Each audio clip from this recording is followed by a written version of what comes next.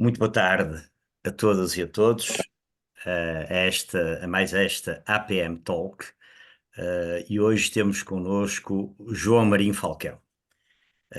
Eu tive o gosto enorme de conhecer o Marinho Falcão há uns anos, na Universidade Católica, num curso de gestão. Na altura, eu já não me lembro, mas certamente quando pedi às pessoas para se apresentarem, o João Marinho Falcão terá dito que era formado, era e é, licenciado em Engenharia Zootécnica. Depois destes anos, e já lá vão de facto uns anos,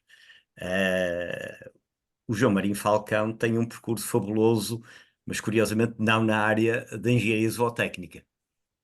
Ele está aqui hoje, enfim, por ser o fundador e o CEO da Vinitur, que é uma empresa que está ligada ao turismo de gastronomia, ao turismo de vinho, ao turismo de cultura, mas também tem um longo percurso, foi criador do Slow Food Convivium Porto Douro, foi vice-presidente da Associação Nacional de Jovens Empresários, fundador e coordenador da Great Wine Capitals Travel Network, membro da direção da AGAVI, Associação Portuguesa para a Promoção da Gastronomia e Vinho, e também, e até mais recentemente, enfim, membro da direção da Associação de Turismo do Porto. João Marinho Falcão, muito obrigado por estar aqui connosco. É uma pessoa da área do turismo, é uma pessoa da área da cultura, porque aquilo que tem vindo a fazer está muito ligado genericamente à cultura, através do vinho, através da gastronomia, mas não só. E hoje a nossa sessão vai assumir um formato ligeiramente diferente daquilo que é o vulgar nas APM Talks. Hoje vai ser uma verdadeira talk, porque o João Marinho Falcão não nos vai brindar com uma apresentação inicial, mas aquilo que vamos fazer é aqui ter uma boa conversa. Numa primeira parte, eu e o João iremos conversar, vamos alimentar a curiosidade, vamos levantar muitas questões, certamente, e para isso deixaremos para uma segunda parte a abertura aos participantes, também para colocarem as suas questões e as suas perguntas ao João Marinho Falcão. Portanto, mais uma vez, João, muito obrigado por estar aqui conosco. A todos os que nos estão a ouvir e a participar neste debate também, bem-vindos a esta talk. E se me permite, Marinho Falcão, a primeira pergunta que eu gostava de lhe colocar, porque eu acho que isso faz parte do. Creio que certamente muitos estarão a colocar esta questão, que é uma pessoa que vem da engenharia zootécnica, que percurso é que teve até à fundação da Vinitur? Há cerca de 25 anos. Há cerca de 25 anos. Mas só para percebermos como é que foi este trajeto. Por favor, Muito diga-nos, bem. partilhe um pouco da sua vida nessa primeira fase, até à fundação da Vinitur. Claro. Ahm, Caríssimo Carlos Brito, estimado professor que me orientou nos primeiros passos na área do marketing, há uns bons anos atrás. António Carlos Almeida, obrigado por este convite à Associação Portuguesa de Management para ter esta talk de fim de tarde. Espero que seja animada aqui por um copo de vinho, mais virtual do que real. Mas esta pergunta fazem mais vezes, como é que eu cheguei à área do turismo, vindo da engenharia zootécnica, mas enfim, isso tem a ver com esta ligação ao setor alimentar, que eu acho que nasceu numa quinta de família que ainda temos no Minho, onde me recordo as minhas memórias de infância, família, minhas, enfim, primos, do meu irmão, era de ajudarmos, todos colaborarmos a fazer vindima, e isso marcou muito aquilo que são as decisões do resto da nossa vida. A engenharia zootécnica pôs-me integrado no setor agroalimentar, de algum modo, ainda que, enfim, não fosse exatamente a mesma coisa, mas, enfim, paredes meias com as produções vegetais, onde se inclui o vinho. E a minha primeira empresa foi uma empresa justamente de consultoria, em que apoiava produtores de vinho a criar os seus vinhos, a melhorá-los, a vendê-los até, e isso levou-me a uma proximidade grande ao setor de vinho, que em 1998 foi determinante para a criação da Vinitur. Vinitur, o nome diz tudo, turismo ligado ao vinho. Na altura pouco se falava em turismo ligado ao vinho, mas enfim, a minha visão, aquilo em que eu acreditava, era que o turismo do vinho e gastronomia iriam ser importantes para o desenvolvimento do vinho no futuro, para o desenvolvimento do turismo no futuro. E aí tem sido uma aposta. Confesso que na altura pouco sabia de turismo, mas enfim, rodeei-me de pessoas que me ensinaram e que sabiam, e a empresa começou a desenvolver-se, e cá estamos hoje como uma empresa que está nos seus 25 anos de idade. João, e diga, partilhe connosco exatamente o que é que a Vinitur faz. Uhum. Bom, a Vinitur, nós temos o estatuto de agência de viagem, mas operamos como um operador turístico. Portanto, um operador turístico, por definição, é quem cria os programas, enquanto que a agência os vende, é o retalho, digamos, do negócio. E nesta perspectiva de tour operação, o nosso foco é o mercado estrangeiro. Nós trabalhamos essencialmente para fazermos a importação de turistas, se assim se pode designar, que corresponde à exportação de divisas. No fundo, o que vendemos é Portugal enquanto destino no estrangeiro, literalmente em qualquer país do mundo, onde possa haver pessoas interessadas em visitar Portugal. E, portanto, o nosso trabalho corresponde a encontrar esse mercado, em falar de Portugal, dos encantos que Portugal tem, das possibilidades e das potencialidades que tem, enfim, e criarmos nós próprios produtos turísticos que possam corresponder a interesses, seja de particulares, seja de empresas. Nós trabalhamos quer com particulares, que fazem as suas viagens de lazer, quer com empresas que têm objetivos corporativos para os seus colaboradores internos, externos, são os designados incentivos também, e que hoje em dia corresponde a grande parte do turismo, grande parte do turismo sofisticado que se faz no mundo é feito por organizações, enfim, onde também entra aqui a componente de reunião, ou de reunião internacional. Mas é um pouco isto que é o trabalho do dia a dia da Vinitur. E os produtos turísticos que tem vindo a desenvolver, em geral, giram em torno do vinho, da gastronomia e da cultura. Eu há pouco disse bem ou cometi alguma imprecisão deste ponto de vista? Não, é corretíssimo.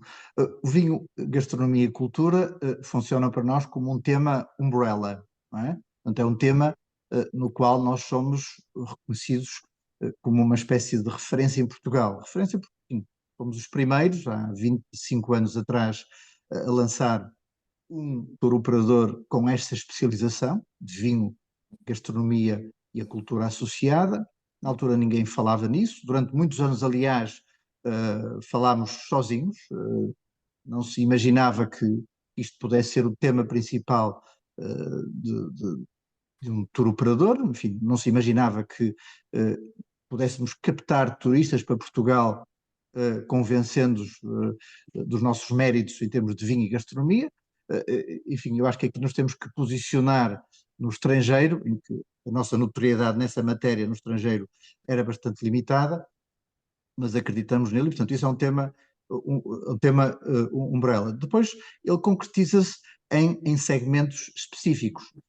Nós trabalhamos o tema dos incentivos e reuniões, como há pouco mencionou, portanto, o turismo corporativo, em que temos empresas, enfim, habitualmente de média, grande dimensão, que vêm a Portugal realizar reuniões ou realizar incentivos, enfim, outros programas que correspondem a objetivos que têm, portanto, é este turismo de incentivos e de reuniões, portanto, conferências, congressos, etc., por um lado.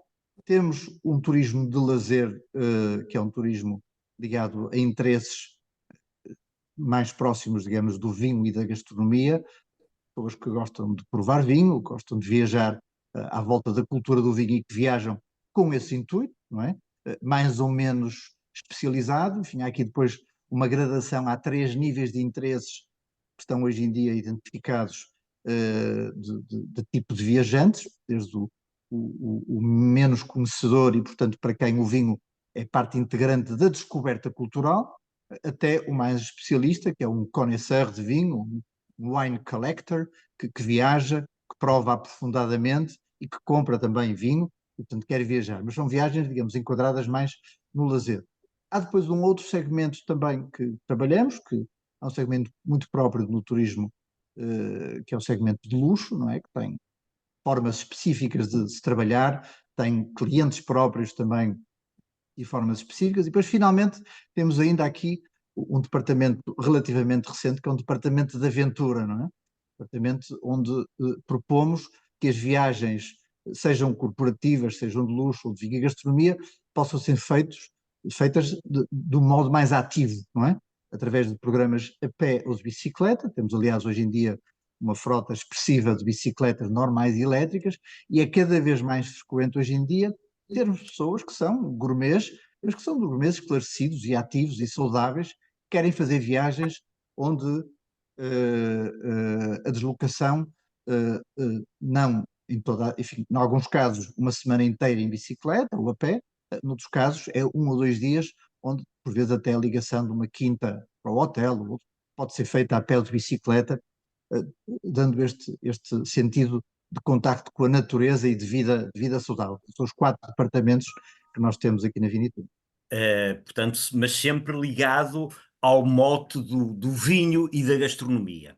Uhum. Já agora, partilhe só connosco, porquê juntar as duas coisas? Isto é, o vinho valoriza a gastronomia, a gastronomia valoriza o vinho, porque tradicionalmente em Portugal nós falamos em enoturismo, não falamos em enogastroturismo. Que opinião tem exatamente sobre isto? Uh,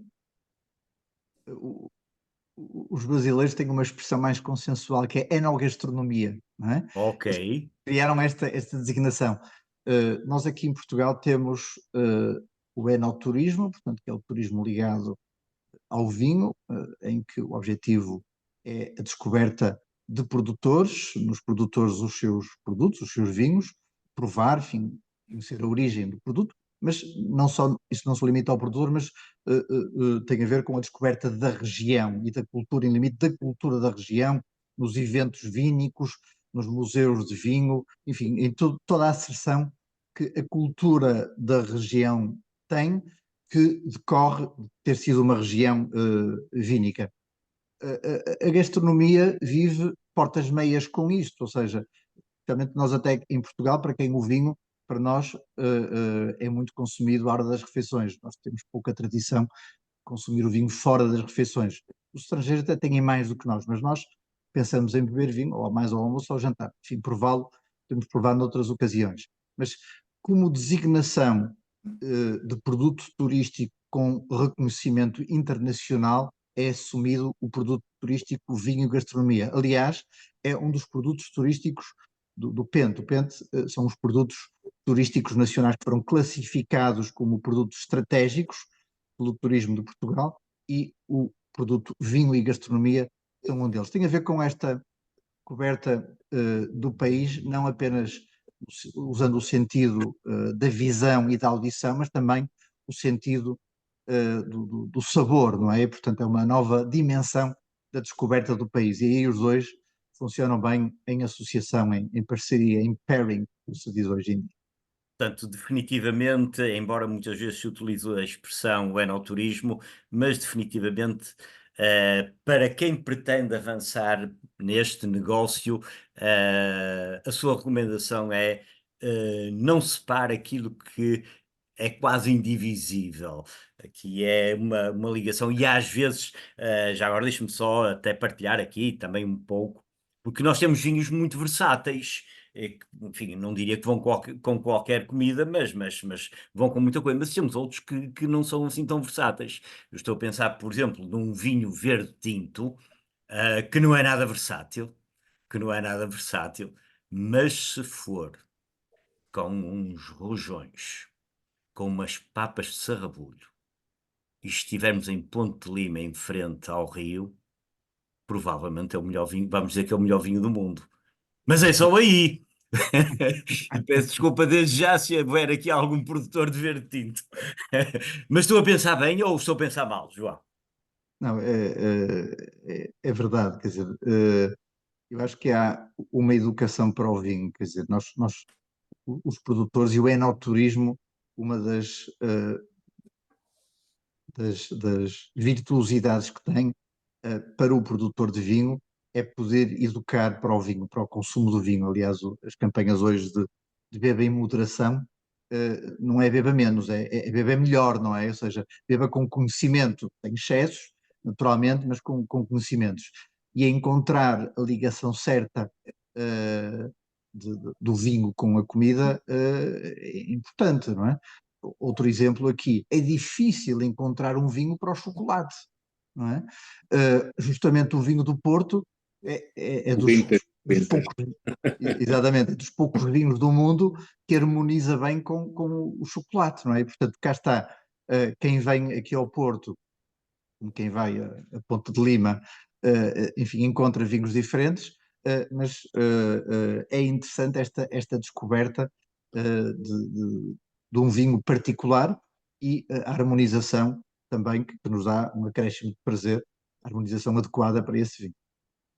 Ó Marinho Falcão, nós até agora falámos muito de si, do seu projeto, eh, mas vamos agora começar a falar mais para as empresas, aproveitando, se me permite, toda a sua experiência e todo o seu conhecimento. A missão da Associação Portuguesa de Management é contribuir para melhores práticas de gestão e, portanto, aquilo que eu agora gostaria muito era de pegar naquilo que conhece, de pegar em toda a experiência acumulada e, quem sabe, até deixar aqui algumas dicas e alguns desafios a algumas das pessoas que nos estão a ouvir neste momento ou que depois possam visualizar o vídeo no nosso canal do YouTube. E a questão que eu lhe coloco é esta. Na sua opinião, porque nós vivemos num país onde há vinho de norte a sul. Obviamente também há comida de norte a sul, portanto, essa parte Hum. é mais óbvia. Mas há vinho, e portanto até penso que somos dos poucos países onde o território é todo demarcado, chamemos assim. Eh, que oportunidades é que, na sua opinião, existem para a enogastronomia em Portugal? Hum. Um, a promoção do turismo de vinho e de gastronomia hoje em dia tem oportunidades que decorrem da, enfim, e tem sentido desde a pandemia para cá, deste interesse crescente de o turismo viver mais próximo das pessoas dos países que visita, ou seja, cada vez menos o turista eh, gosta de viagens epidérmicas, de máquina fotográfica a tiracolo e de saltar de monumento para monumento ou de cidade para cidade, mas gosta de conhecer mais em particular as pessoas, de conviver com elas, quase que se misturar com elas. Não é? A tendência hoje em dia do turismo é quase uma experiência que, em limite, leva ao life-changing, ou seja, a experiência contribui para o nosso próprio desenvolvimento pessoal quando nós nos encontramos com outros no âmbito de uma viagem e experienciamos novas formas de encarar a vida, novas formas de encontrar soluções para os problemas da vida. Isso faz parte daquilo que é a viagem em si. Ora, o vinho e a gastronomia são a face mais humana do turismo. São a face mais humana do turismo, o vinho e a gastronomia, porque são feitos por pessoas, com pessoas e dão-nos essa oportunidade de contactar pessoas. E eu direi que o viajante hoje em dia quando viaja, ele não expressa isto que eu vou dizer, mas ele, no meu íntimo, acredito que ele queira isso, que é conhecer na intimidade pessoas, famílias, as casas até onde eles vivem. Claro que ele, enfim, não é um produto que exista no terreno, que é visitar o interior de casa, isso não existe, mas de facto o vinho e a gastronomia são este passaporte para o contacto com as pessoas e para a descoberta da intimidade do país através das pessoas, da cultura, das tradições, da arquitetura, etc. E, portanto, esta é a primeira oportunidade para o turismo. Se o compararmos com outras formas de turismo em que não há este caráter humano, não há esta face humana, esta é a primeira oportunidade. Mas a segunda oportunidade tem a ver também com uma procura crescente que existe nos mercados do interesse pelo vinho, não é? Eu diria que nós cá em Portugal talvez não tenhamos bem esta percepção, nós somos um país onde tem mantido um consumo per capita, para nós o vinho faz parte da nossa cultura e portanto não ficamos admirados quando vemos que há interesse pelo vinho. Obviamente que há, todos nós de alguma forma, enfim, com algumas exceções, mas consumimos mais ou menos o que gostamos de vinho. Há algumas pessoas que não gostam, mas faz parte, pelo menos, digamos, da nossa cultura. Mas noutros países não é assim. Noutros países o consumo de vinho é ainda muito reduzido, não é? Temos países como o Brasil, como os Estados Unidos e outros, o consumo per capita é reduzido. Ora, esse consumo está a crescer e, portanto, há um interesse pelo vinho, há um interesse pelos produtores do vinho, há um interesse em saber a origem do produto e da terra onde está o vinho. Em limite, o vinho é um produto, digamos, da terra, e esse regresso às origens ao produto é algo que também entusiasma o visitante. E, portanto, esta procura pelo vinho das suas origens, esta remissão para o verde da origem do vinho, é algo que tem declarado interesse. E, portanto, felizes são os destinos que têm vinho e que se podem qualificar pela existência de uma oferta de vinho. Nós não precisamos conhecer a região de Champanhe, nunca. Não precisamos de ter ido lá nunca para imaginar que Champanhe é uma região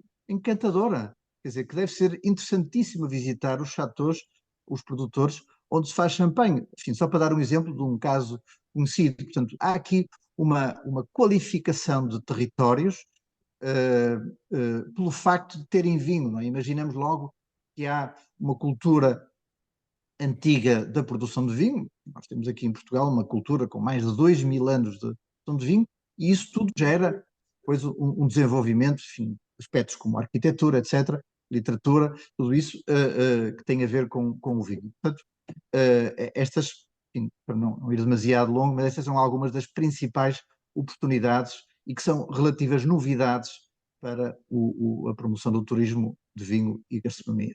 É interessante isso, porque de facto, e como referiu, são duas tendências que não são específicas, obviamente, do enogastroturismo, que é um turismo mais imersivo e mais humano, por um lado, e um turismo mais ligado à natureza, e até utilizou uma expressão ligado à terra, à terra. E aquilo que acontece é que na área dos vinhos e a gastronomia ela está, esta área vai muito ao encontro dessas duas tendências que hoje há no domínio dos vinhos. Peço desculpa, no domínio do turismo. E deixe-me agora fazer-lhe a pergunta. E ameaças? Há ameaças fortes que possam impactar no enogastroturismo? Bom, uma ameaça que eu diria que é comum também ao setor do vinho são as preocupações da área da saúde relativamente aos excessos do consumo de vinho, não é? E essa é uma ameaça enfim, é um assunto sério, é um assunto que o setor do vinho tem vindo a enfrentar, não é? De uma forma responsável, não é? Atuando, procurando educar o consumidor, não é? Explicando como é que o vinho deve ser consumido e, portanto, como é que nós podemos tirar prazer do vinho e até benefícios, outros benefícios, sem necessariamente, sem prejudicar a saúde, que é coisa que nós não queremos, e portanto o turismo associado a essa matéria pode ser também, pode ser lido também como sendo um setor com alguma ameaça, não é?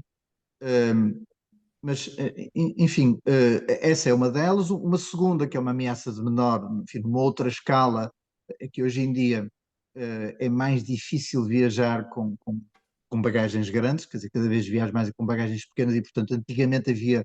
Porque o enoturismo nasce, não é? Quando nós olhamos para a gênese do enoturismo, a primeira rota de vinhos com este nome que formou na Europa foi na Alsácia.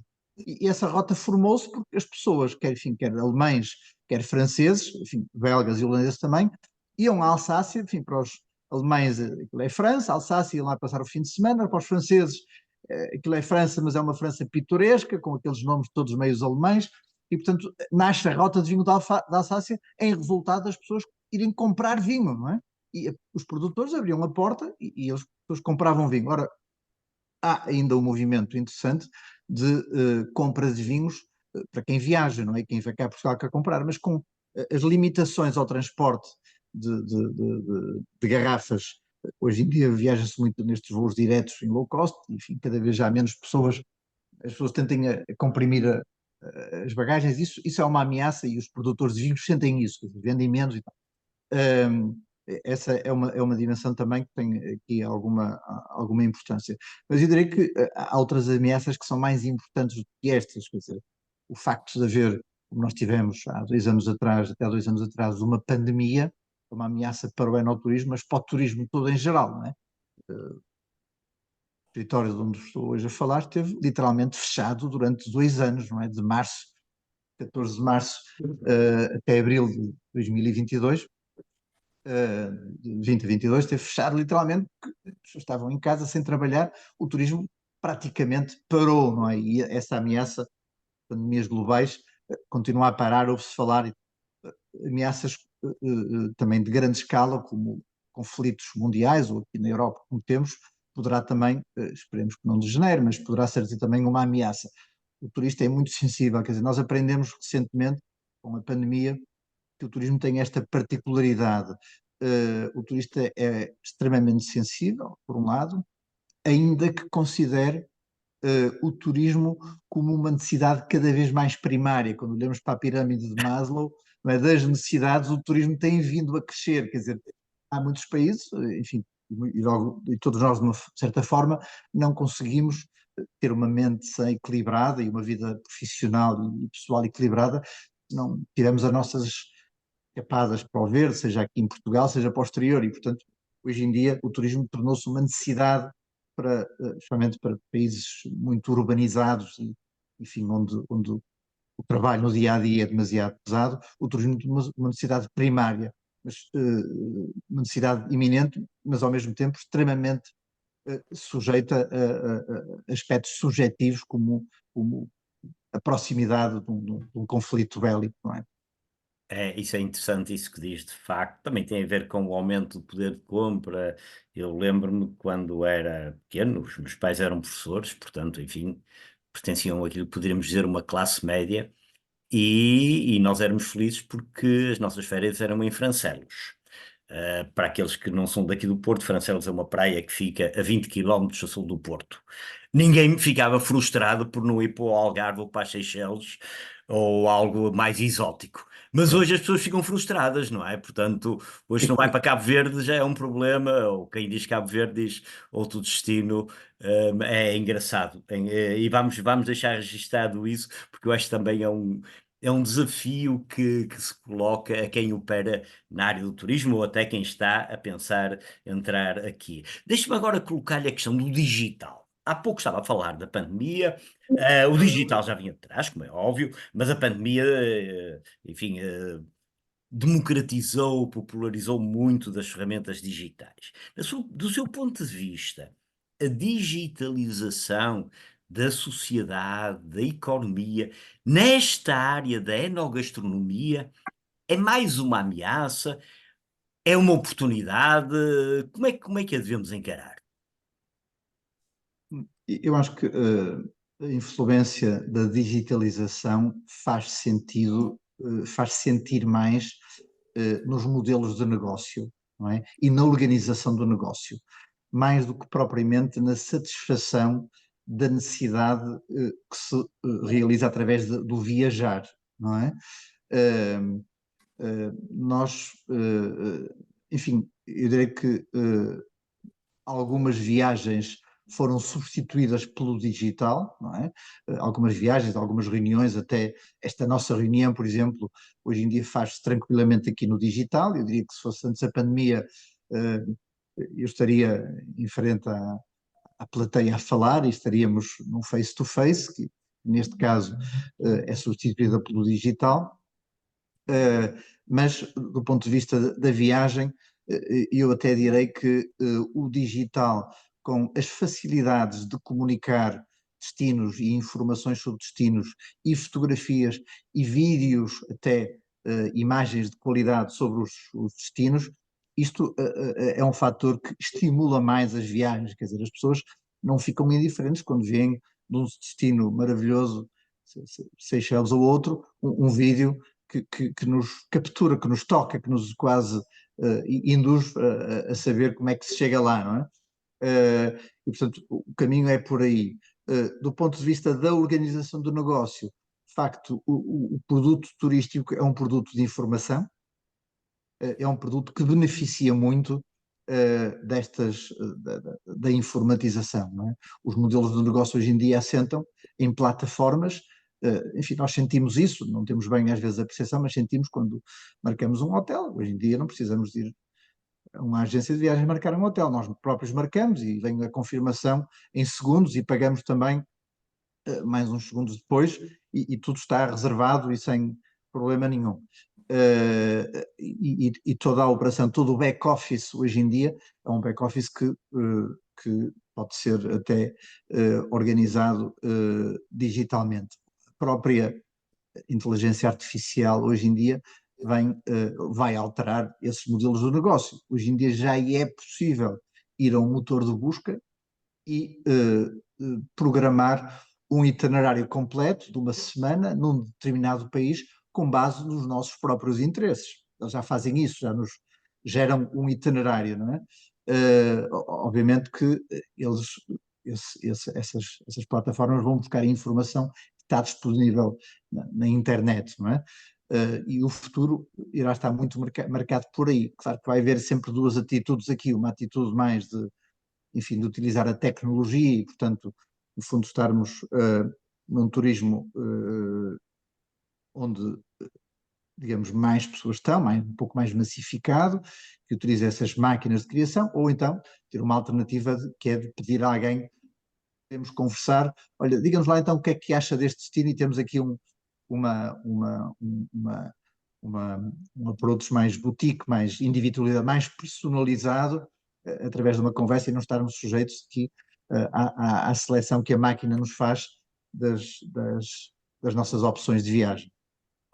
João, agora diga-me o seguinte: imagine, e isto não é verdade, infelizmente, mas imagine que eu tinha uma tia rica ou um tio que tinha falecido e me tinha deixado uma quinta com um belo solar e depois uma parte de vinha, de vinha.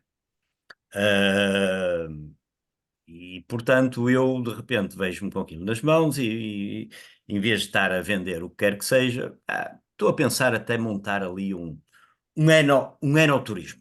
Vamos até pegar um enogastroturismo. Enfim, ouvi aquilo que você me tem para dizer, pá, vendo bem, talvez se eu meter ali um bocado da parte gastronómica, só estou a valorizar. Mas eu não percebo nada disto. Nem percebo de vinho, nem percebo de turismo, nem percebo de nada. E, João Marinho Falcão, que tipo de competências é que eu acho que tenho que adquirir para ser capaz de gerir este negócio? Bem, diria que, de facto, como diz, o vinho é gênese do enoturismo, ou seja, tem que ter a quinta que recebeu de herança e a partir daí vai desenvolver o seu negócio de enoturismo. Mas, de facto, o enoturismo tem como gênese o vinho, não é? É aí que ele nasce, e o vinho é, digamos, é o momentum, contacto do enoturista. É por isso que ele vai para conhecer o produtor, as formas de produzir o vinho, a ligação à gastronomia. Não é? Mas o enoturismo tem o seu desenvolvimento não no setor do vinho, mas no setor do turismo. E, portanto, o desenvolvimento de competências que tem que ter, não lhe adianta saber muito de vinho por um mau hóspede. Tem que saber receber. Portanto, o domínio é indispensável, o domínio daquilo que em turismo se designa hospitality. É o know-how próprio que se ensina nas escolas de turismo, enfim, e de hotelaria também, que é saber receber as pessoas, saber acolhê-las, não é? E satisfazê-las nos seus objetivos. E, portanto, os clientes para esse negócio de enoturismo não são necessariamente os clientes do vinho. Os clientes do vinho são restaurantes, são garrafeiras, enfim, são os clientes que depois vão às lojas de retalho, mas neste caso não, são turistas que vão. E, portanto, é preciso um domínio de outras competências que não as do vinho, tem que criar circuitos de comercialização fora dos circuitos de vinho. Se vai a feiras de vinho, esqueça, porque não é aí que vai fazer o negócio de turismo, tem que ir a feiras de turismo para conseguir promover esse negócio do enoturismo. O negócio é feito através da elaboração de um produto, que pode ser o produto mais simples, é visita e prova. Pode acrescentar complexidade, oferecendo refeições mais simples ou produtos que pode combinar e oferecer. Poderá ainda dizer, a quinta tem espaço aqui para eu ter uns quartos e pode até criar alojamento, não é? Mas basicamente isto evolui no sentido, e perdoa-me aqui utilizar expressões inglesas, às vezes elas são mais expressivas, não é? Mas nós evoluímos aqui do taste para do taste do vinho para o extremo que é o play, no sentido do entretenimento, ou seja, o enoturismo é uma atividade, uma atividade de entretenimento do turista, é uma atração, e é nesse sentido, no fundo, vai estar dentro do negócio do turismo, vai ser uma atração turística, vai ter que entreter, entre aspas, turistas no sentido de os animar com aquilo que é, enfim, o produto, mas as formas de vivência depois à volta do produto. E, claro, no produto, a sua origem, as castas, a terra, o território, a região, a biodiversidade que existe. Provavelmente terá algumas das 250 castas de vinho portuguesas e temos uma grande diversidade, está disso tudo, mas portanto é essa a criação de um produto para oferecer aos clientes, vai colocá-lo num mercado muito particular, que é o mercado de emoções. O delivery finalmente do produto vai ser um delivery muito emocional, não é? É isto que vai entregar uma emoção, vai ter sucesso se conseguir emocionar as pessoas.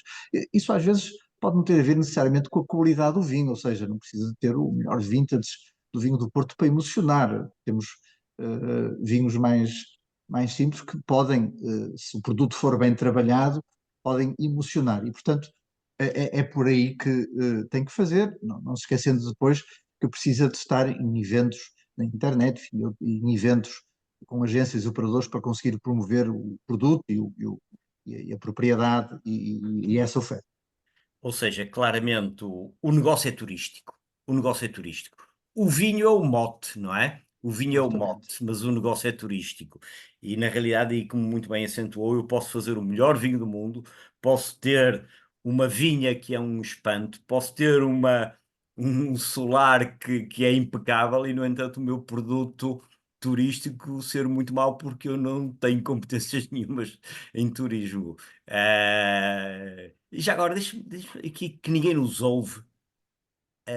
A sensação que eu tenho, infelizmente isto está-se a alterar, mas é que ainda prevalece algum enoturismo, e quando falo enoturismo, falo de facto a visita à quinta, etc, etc, com competências turísticas muito baixas, em que uma pessoa vai lá e com certeza nem há um domínio de línguas nem nada. Dizer, olha, tem aqui um autocarro cheio de alemães e dizer, pá, desculpa lá, mas eu não sei falar alemão e tal, que problema. Mas olha, eu ofereço-lhes um copo de vinho.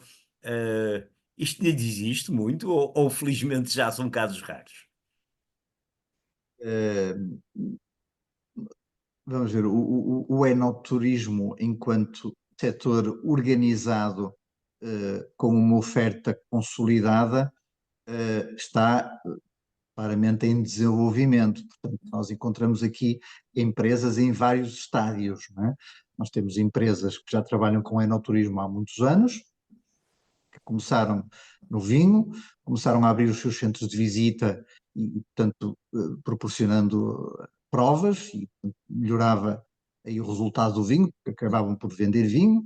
Depois acharam que abrir um restaurante era uma boa solução para que o convívio com o vinho fosse mais completo e, portanto, houvesse aqui uma maior imersividade na cultura do vinho e, portanto, aqui percebêssemos qual era a gastronomia associada ao vinho e houve empresas que chegaram e que nós conhecemos, que hoje em dia têm centros de visita importantes e têm, inclusive, a parte do alojamento vínico, alojamento de vinho integrado.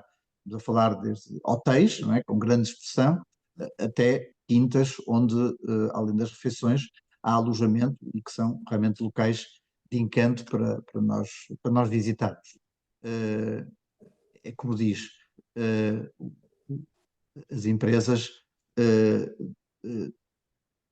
têm aqui em Portugal e nos outros países têm este estado de desenvolvimento.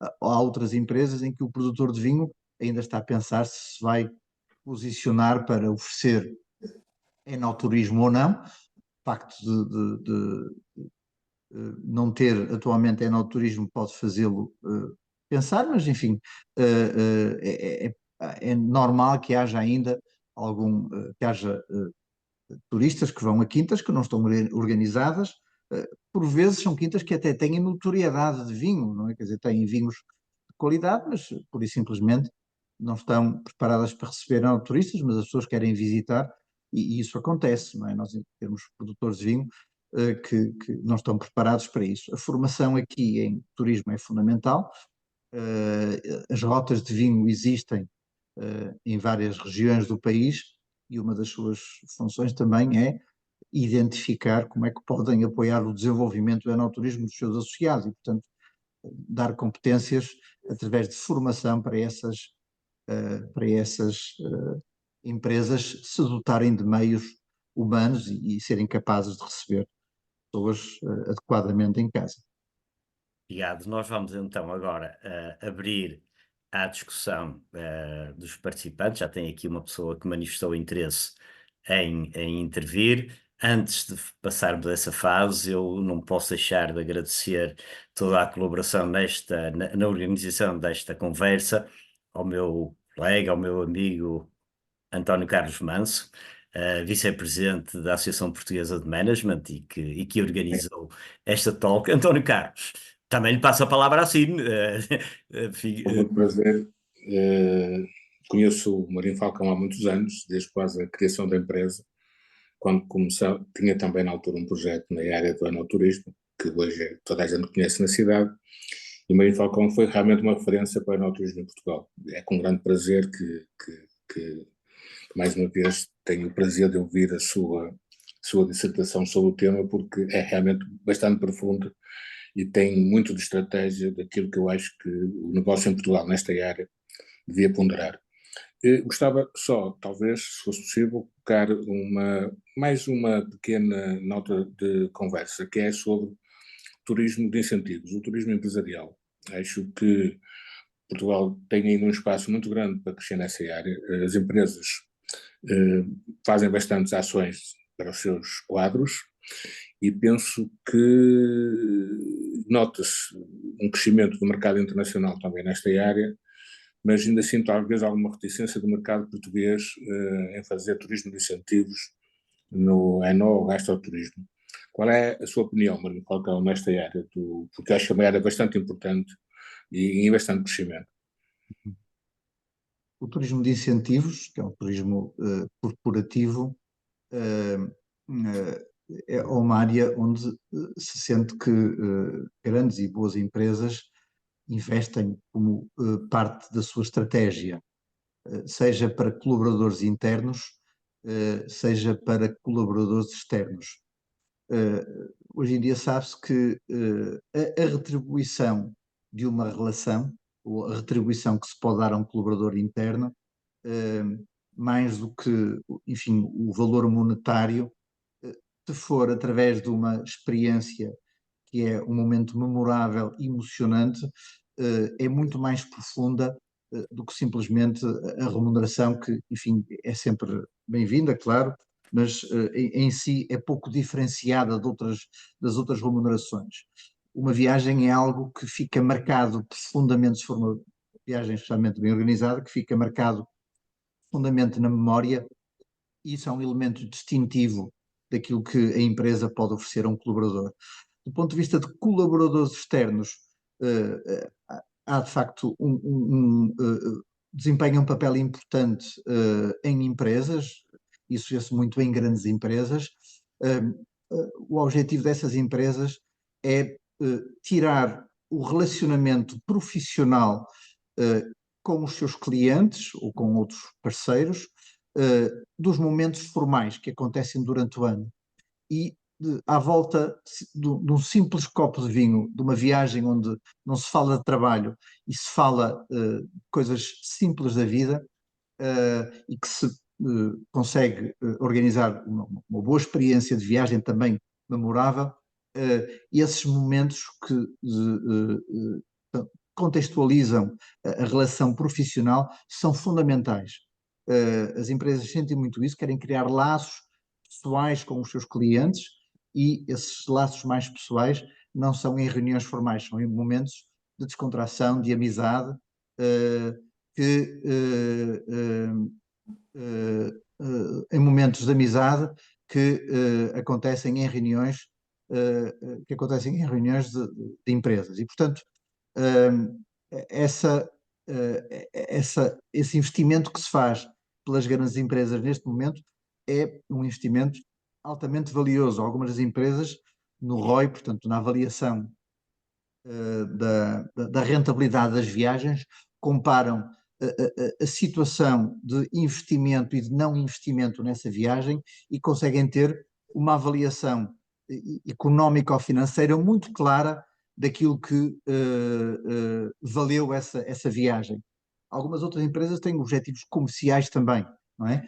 E tendo objetivos comerciais,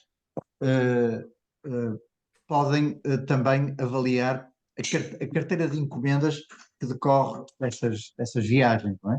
Por conseguinte, é uma matéria de investimento hoje em dia, e grande parte, como eu disse no início, do turismo sofisticado que se faz no mundo é turismo que é organizado por ou para empresas. Bem, muito obrigado. Também fica aqui o desafio a muitas empresas, que é uma forma de recompensarem. Eu já agora partilho só, muito brevemente, eu tive aqui há uns anos, já há bastantes anos, uma participação que uma empresa me pediu, até num evento público, e depois disseram-me que, até neste tipo de coisa, em vez de estar a pagar, até me ofereceram uma viagem a Paris. E ao fim, talvez, isto já deve ter ocorrido talvez há 20 ou 25 anos, dessa viagem a Paris, foi um fim de semana, e eu ainda me lembro, se tivesse passado um recibo verde, eu já não me lembrava do recibo verde, é um facto, e portanto, Exato, me lembro da viagem, ainda me lembro do nome da empresa. exato. Sr. Dr. Carlos Costa, tinha levantado a mão, desejando falar, por favor. Estão-me a ouvir? Estão-me a ouvir? Estamos sim, muito obrigado, é uma honra tê-lo aqui connosco. Não, para mim é que é um gosto. Eu não sou nem marketeer, nem produtor de vinhos, mas acho que devo partilhar um sentimento que eu tenho, que é um comentário e um elogio. É um comentário e um elogio que resulta do facto de, por experiência pessoal, eu ter constatado o que se passou, quer na parte do enoturismo, quer na parte do vinho. Primeira observação que eu gostava de fazer é a seguinte: o que se passa na área do enoturismo é indissociável da enorme dinâmica e do progresso que se registrou na área vitivinícola.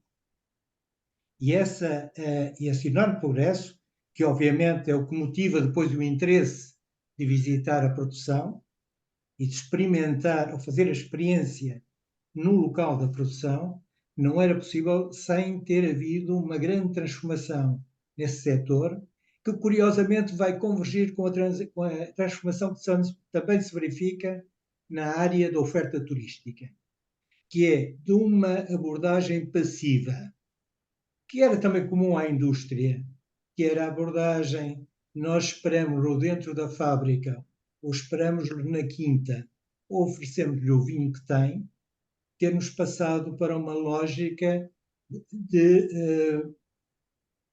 digamos, market-driven, a partir do conhecimento da procura e do conhecimento da procura para a formulação, a formatação da oferta, e da formação da oferta, a exploração ou a criação de valor acrescentado.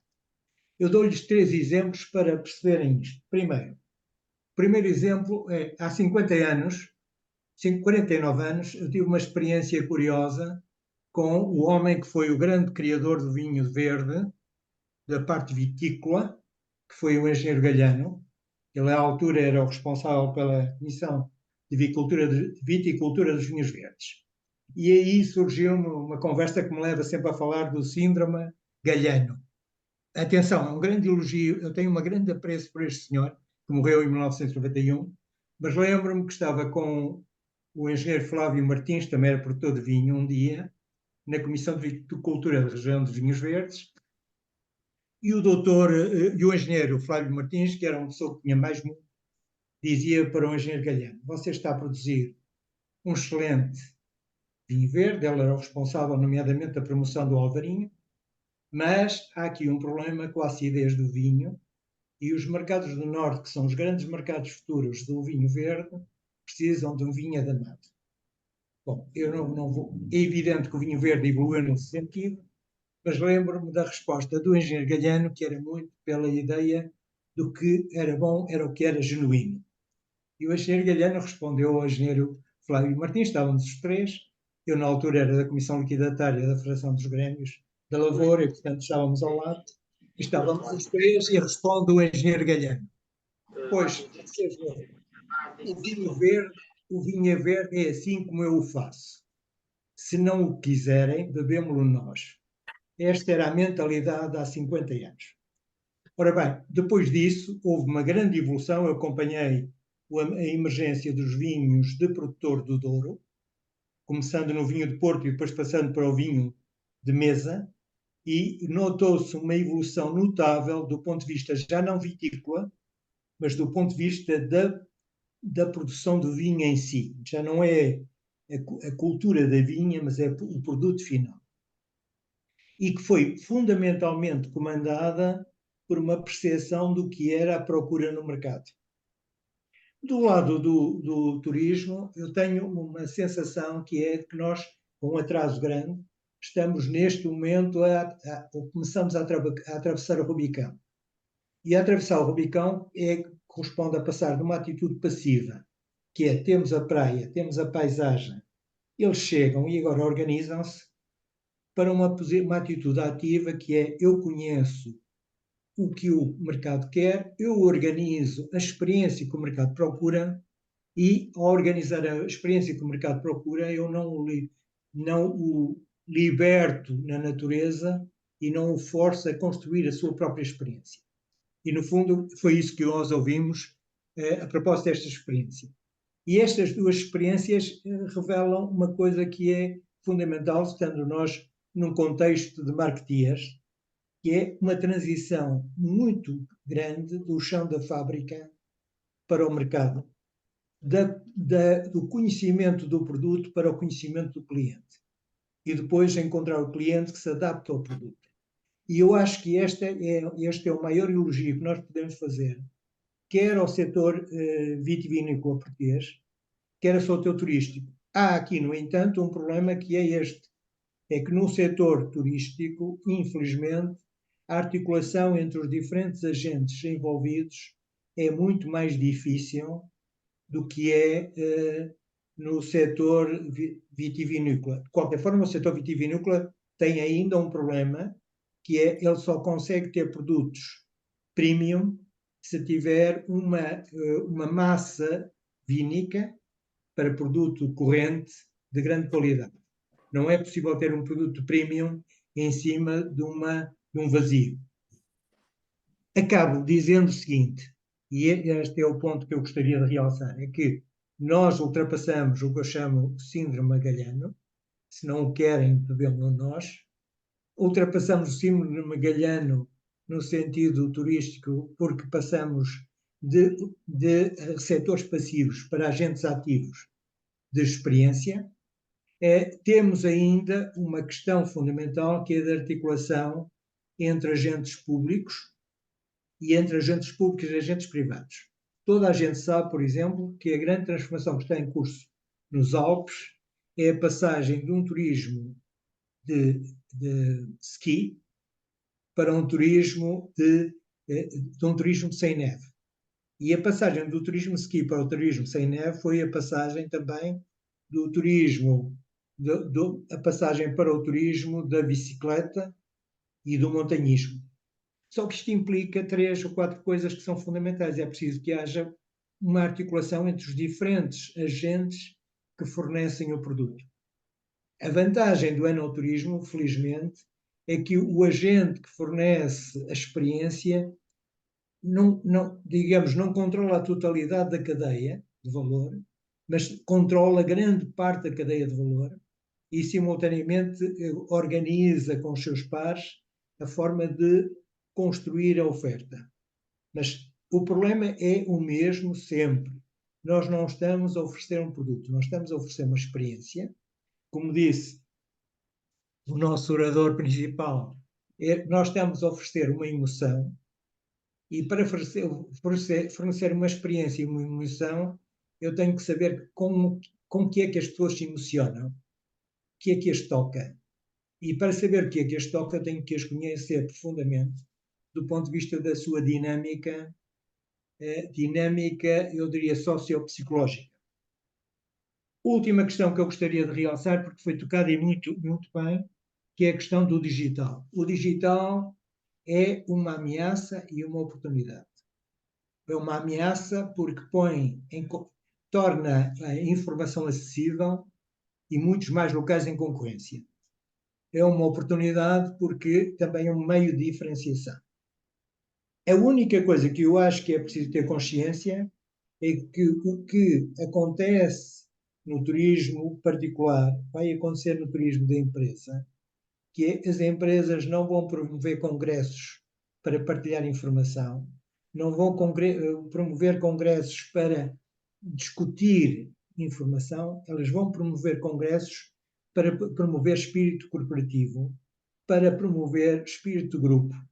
E quem vai ter possibilidade de fazer isso é quem é capaz de conceber a experiência na sua totalidade. Não basta ter um centro de congressos, não basta ter uma sala de hotel, não basta ter um avião que chega a Portugal com frequência. Não basta.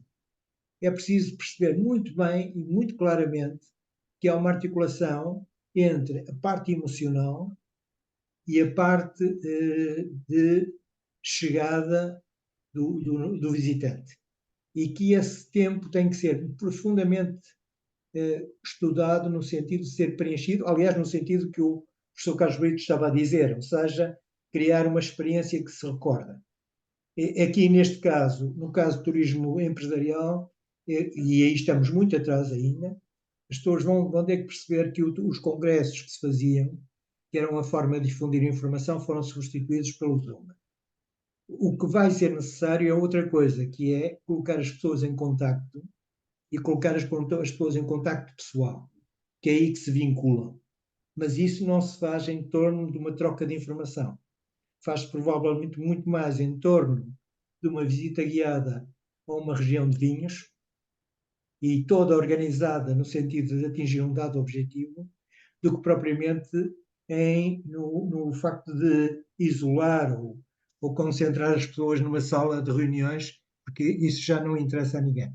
Estas eram as considerações, mas a consideração principal, e foi por isso que eu quis tomar a palavra, foi para fazer um grande elogio ao que se passou na área vitivinícola, um grande elogio ao que se está a passar na área, digamos, do enoturismo. Foram os primeiros a perceber que o turismo é uma experiência, e uma experiência com conteúdo cultural e emocional, e de salientar, por outro lado, que nunca seria possível o enoturismo, se não, tirando o Douro, porque o Douro é um caso excepcional, se não houvesse uma notoriedade do vinho que arrastasse a notoriedade da região, e essa notoriedade do vinho e da região resultou muito do grande impulso registrado na área da produção, na área da vinificação, em cima de um grande impulso que tinha sido registrado nos anos 60, 70, na área da viticultura.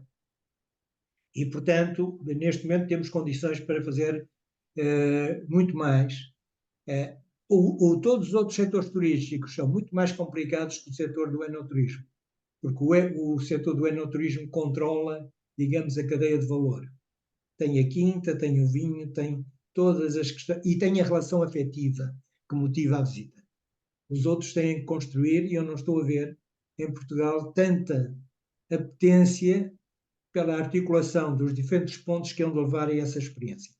Mas, em suma, parabéns para o setor do vitícola, ou vitivinícola, porque vitícola é pouco, vitivinícola, porque deram um salto e superaram o síndrome Galhano, e parabéns para o setor do enoturismo, e eu posso lhes dizer que o setor do enoturismo eu acompanhei, sobretudo no Douro, começou aí por volta de 90, e a entrada na União Europeia, na Comunidade Económica Europeia, começou a pensar nisso. Na altura, os que pensaram nisso, eu estou-me a lembrar de um que já faleceu, com o Luís Roseira, eram vistos como, digamos, como cultivadores de ilusões, mas ele teve razão no vinho de quinta, teve razão no vinho individualizado, e teve razão também no enoturismo, embora nunca tenha sido um agente de enoturismo, porque, primeiro, não tinha capacidade para tanto, e, em segundo lugar, faleceu antes disso. Faleceu, não. Começou por se deteriorar a sua saúde antes disso se concretizar. Desculpem o tempo que eu tomei, mas era a forma de eu exprimir, de forma direta, o sentimento que eu tenho, quer pelo setor do enoturismo, quer pelo que se passou na área de produção de vinho, e nunca será demais registrar isso, até porque estabelece uma diferença relativamente à indústria transformadora. Doutor, nós é que agradecemos a partilha de todo esse saber e que tanto acrescentou a esta nossa conversa. Antes de eu passar a palavra ao João Marinho Falcão, também presto a minha honra ao Dr. Luís Roseira, e dizendo, aliás, que temos aqui connosco uma sobrinha, minha colega da Faculdade de Economia, a professora Catarina Roseira, que está agora a aparecer. Eu não tinha visto. Catarina, muito gosto. Viva! Não, depois não me tinha visto porque eu estava com a câmara desligada. O seu pai, Meu Deus, foi precursor, foram precursores. foram, sim, senhora. Foram revolucionários. A esse propósito, não sei se quer acrescentar alguma coisa, Catarina. Não, acho que não, acho que não. Eu por acaso estava aqui a ouvir o Dr. Carlos Costa, pronto, e uma pessoa de quem obviamente eu ouvia falar desde que me lembro de ser gente, não é? Muito ligado também à história da Quinta do Infantado. E eu não tenho completamente a certeza que ele esteja certo quando diz que nós já transitamos de um foco do produto para o foco do mercado.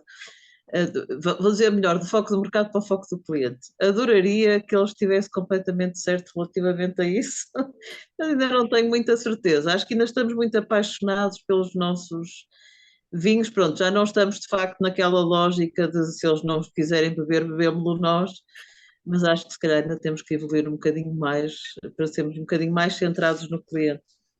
Sem perder uma coisa que é importantíssima e que também se arrisca a acontecer com, direi eu, um foco excessivo no cliente, se é que isso é possível, é eventualmente depois os vinhos, as marcas também perderem a sua identidade própria, não é? Quando nós eventualmente tentamos fazer leituras um bocadinho rápidas daquilo que os clientes querem e depois às tantas estamos todos a fazer a mesma coisa, o que obviamente é péssimo. Mas pronto, só este pequeno apontamento. Isso dava de facto até outra conversa. Totalmente de acordo, totalmente de acordo. Mas enfim, mas era outra, já seria outra Permite conversa. só um Doutor, ponto. desculpe. Só um ponto. A mim o que me assusta são agentes que não estão atentos ao mercado. Porque os agentes que estão no mercado e atentos ao mercado vivem permanentemente duas pulsões. A pulsão de seguir o mercado e a pulsão de se diferenciar dos outros produtores.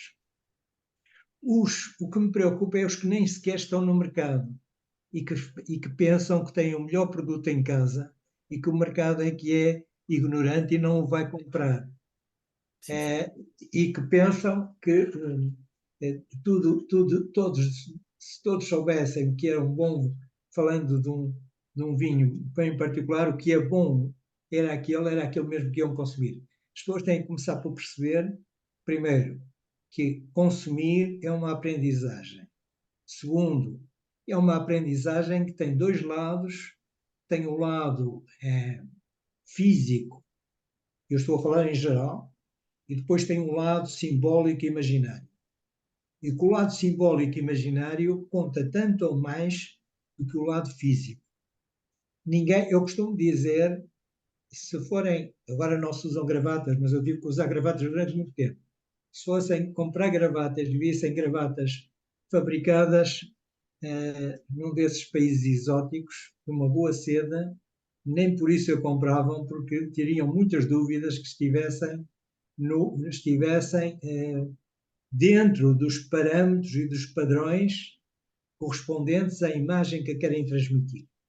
Ora bem, esta é a questão essencial que se coloca, é que o produtor, se não estiver no mercado, não consegue perceber onde estão os seus concorrentes e onde é que está o seu comprador e, sobretudo, o que motiva o comprador a pagar mais por um produto que qualitativamente até pode ser igual, mas do ponto de vista do imaginário é completamente diferente. Esse é o grande Rubicão e eu aí concordo com a Catarina, eu concordo, é o grande Rubicão que só agora começamos a passar e que explica, para tornar as coisas ainda mais claras, porque é que nós tivemos grandes empresas do setor têxtil que nos anos 70, 80 eram muito superiores à Inditex e que entretanto desapareceram. E porque é que a Inditex é o que é?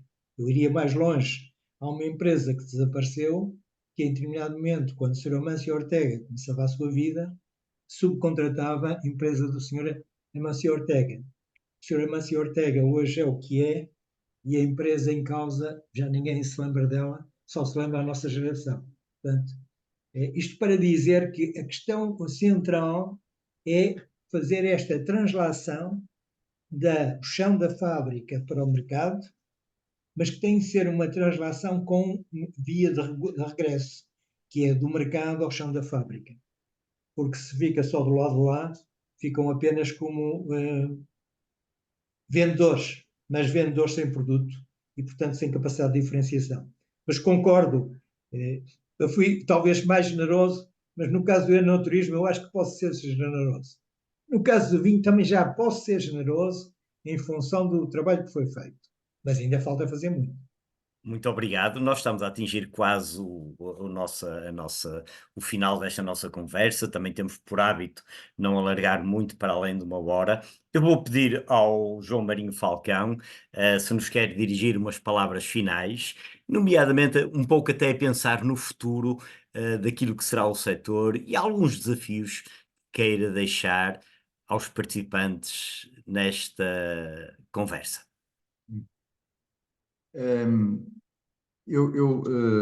Inspirando-me até nos comentários do Dr. Carlos Costa, eu diria que o setor do turismo evolui em geral para esta tendência de que o que vende é aquilo que é único e que é genuíno, não é?